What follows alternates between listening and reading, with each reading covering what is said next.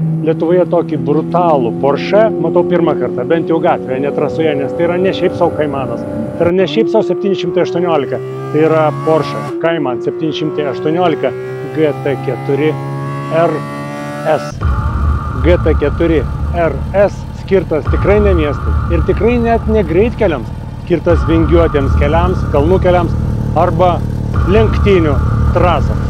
Ir jis iki 100 km/h įsibėgėja per 3,4 sekundės, bet čia ne sekundės yra esmė. Esmė yra pojūtis, kurį tau suteikia šitas automobilis, kuris yra kartingas su 4 litrų atmosferiniu varikliu, pasiskolintų iš Porsche 911 GT3, 500 arklių ir visiškas vairuotojo ir automobilio susiliejimas. Sėdėdamas tu jauti tą už nugaros alsuojantį middle engine, angliškai tariant, variklį. Jauti kiekvieną pavaros sukibimą, kiekvieną rato pasukimą, nes tai yra kartingas.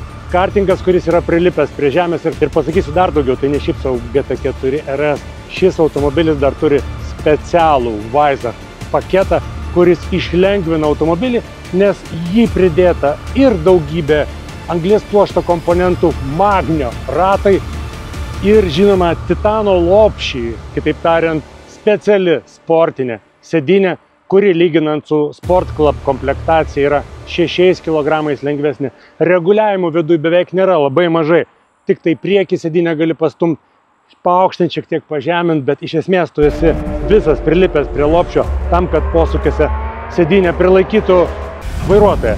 Taigi čia yra Porsche, apie kurį sudėtinga pasakoti juo nevažiavusiam. Įsivaizduokite, kietą, agresyvų, maksimaliai išlengvintą ir karbono technologijų prifarširuotą kartingą. Tai lenktynėms skirta Caymano GT4 versija, turinti minėtą Weissach paketą.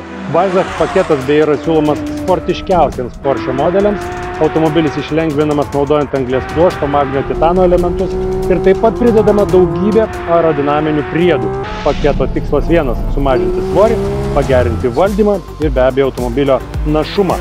Labai išsiskiria ir sunku nepastebėti gulbės kaklo formos galinis sparnas, kuris kartu su galiniu difuzoriumi sukuria didžiulę prispaudimo jėgą.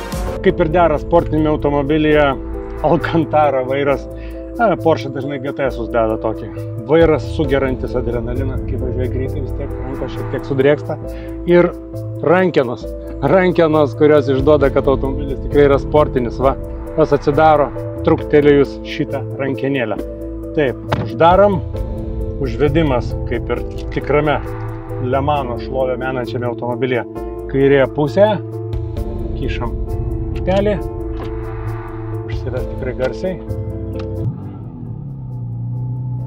Geriausias nugaros ir smegenų ir širdies masažas kiekvienam benzingalviui. Diržas, aišku, ne šešiataškis, jeigu automobilis jau sportinis turėtų būti šešiataškis, ne, bet vis tiek labai svarbu jį prisisekti.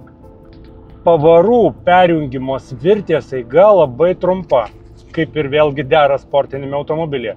Paspaudi viršutinį mygtuką, 1, 2, 3, viskas, trumpai, labai trumpai, jokių čia bereikalingų žaidimų nėra. Viskas, važiuojam. Galima dar atsidaryti duslintuvą sklendę, pasikėtinti amortizatorius, įsijungti PDK automatinės 7 pavarų dėžės sportinį režimą, kad automobilis šautų kaip raketa, bet kol kas to nereikia. Tai va, iškart pagarsėja burzgimas, bet jeigu norim leisti kaimynams ramiai miegot, išjungiam. Galima šiek tiek pakelti automobilį, bet mums to daryti nereikia, nes oras po lietaus dabar puikus. Bandom judėti.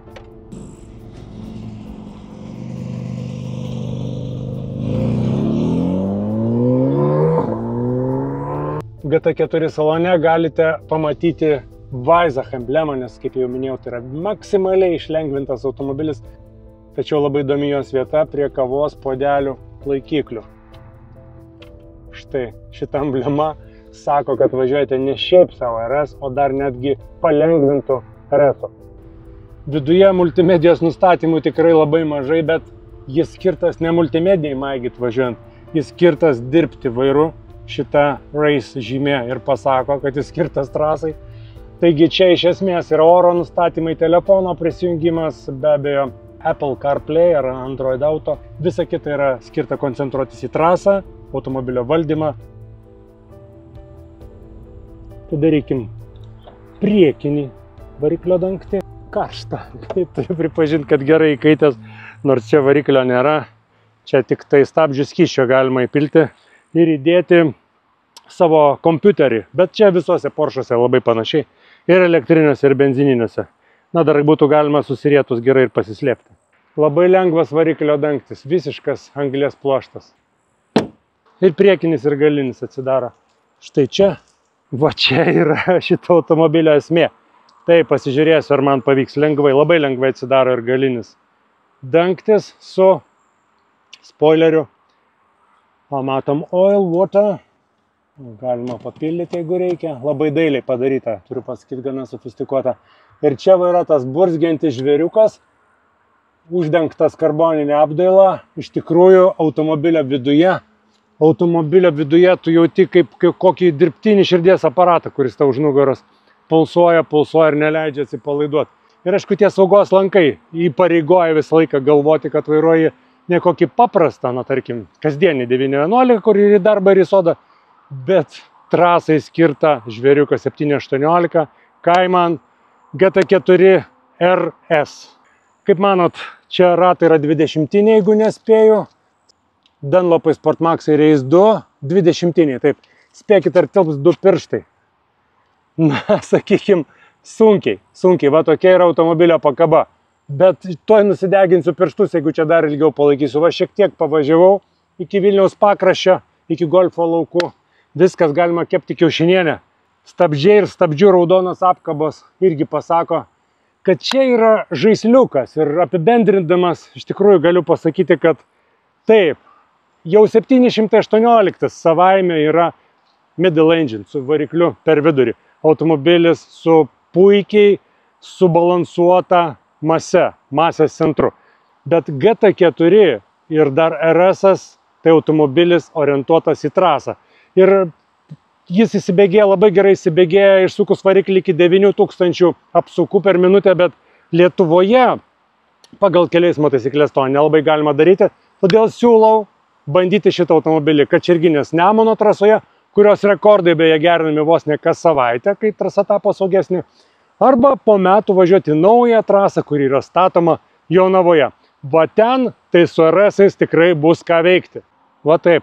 Spaudžiame PDK Sport mygtuką, įsijungia Sport režimas, kairę koją laikau stabdį,